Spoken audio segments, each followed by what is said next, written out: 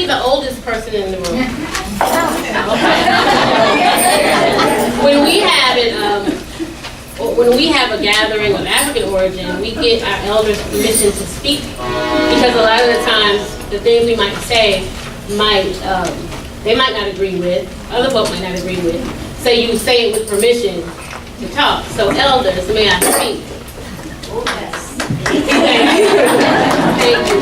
Again, my name is Teniade from Pensacola. I don't only have 20 minutes, and there's a lot of history in 20 minutes. I won't be necessarily talking about Jim Crow itself. I suggest you all talk to the elders in the room who lived through it. But I will be talking about the creation of Jim Crow and the legacy of Jim Crow here in Pensacola. So I'm gonna start with here. This came from City Data, and it's just a regular website, and the user is asking a question. They're looking to move to Pensacola.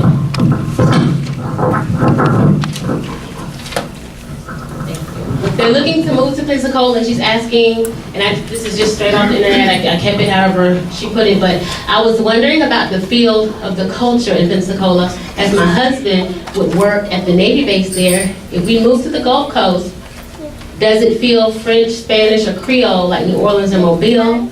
Does the whole stretch of Gulf Coast from Louisiana to Pensacola have that culture? What I'm looking for is a strong African American culture, warm weather, and ocean. But I also realize that culture-wise is closer to the English culture, as I am originally from Northern Europe, not the South of Europe, and would prefer the English culture. I am looking for culture as you think when you think of the Deep South, Alabama, Georgia. So she wanted to know, y'all got all those mixed folks there in Pensacola, or do you Creoles? I want some real black people. That's what she's asking when she's coming here. But the answer is no. You know, we're still real black people, and we're mixed with all these cultures. So I don't know if they moved here or not, but I hope they reconcile whatever we're dealing with. So how did we get there? And what would make someone in 2013 have that mentality? Go the other way. The other way. Back to the lady. Okay, here. So, just a little background on our story here. You know, the Tristan da Luna story, Africans and Aztecs on the ships with him.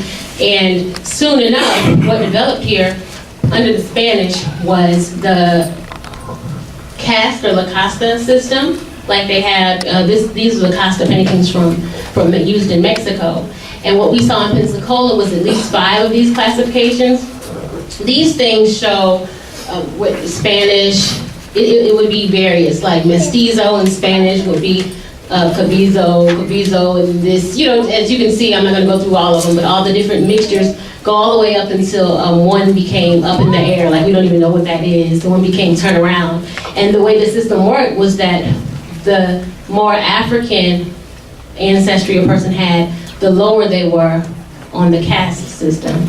And the more pure Spanish ancestry they had, the higher up they were. So you had these mixtures of Native American, Spaniard, and African, and all of these are different variations of it. It also went to who could own land, who could inherit things. And in Pensacola, what we see about 1820 is 5 of these classifications listed.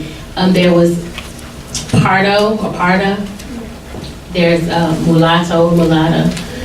There was some mestizo even listed. I guess they came down from Mexico, and there were a few others. So we're coming from this Spanish sense of the stratification of race. When I talk to people in Spanish-speaking countries, they tell me that I'm not black where they live. You know, like if I go to Brazil, I'm not black anymore. If I go to Cuba, I'm some kind of mulatto or some kind of, you know, prieta is what they say. But, moreno or something. But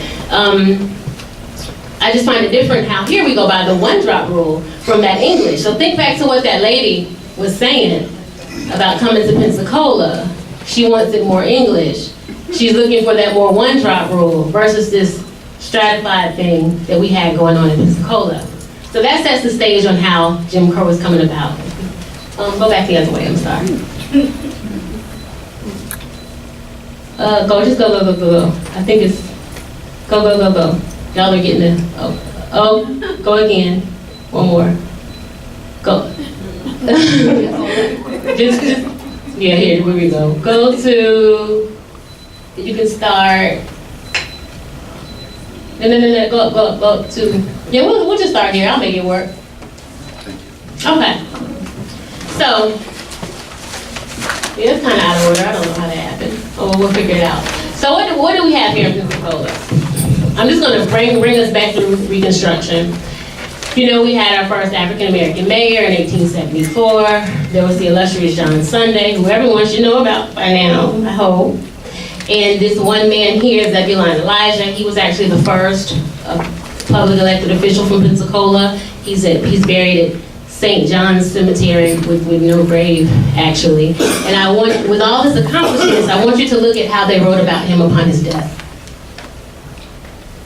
Zeb Elijah is dead here. Aged colored man who was at one time postmaster at Pensacola passes away. Now, it talks about how, even though he was in the House of Reps and postmaster and tax assessor, it talks about how he was a good and faithful servant. You see that? And the double entendre in that is that, you know, as Christian people, both want to be good and faithful servants, but that really wasn't the context they were talking about here when it comes to old Zeb from down at the tan yard or down at the Navy Yard instead of this honorable representative, right? You can go to the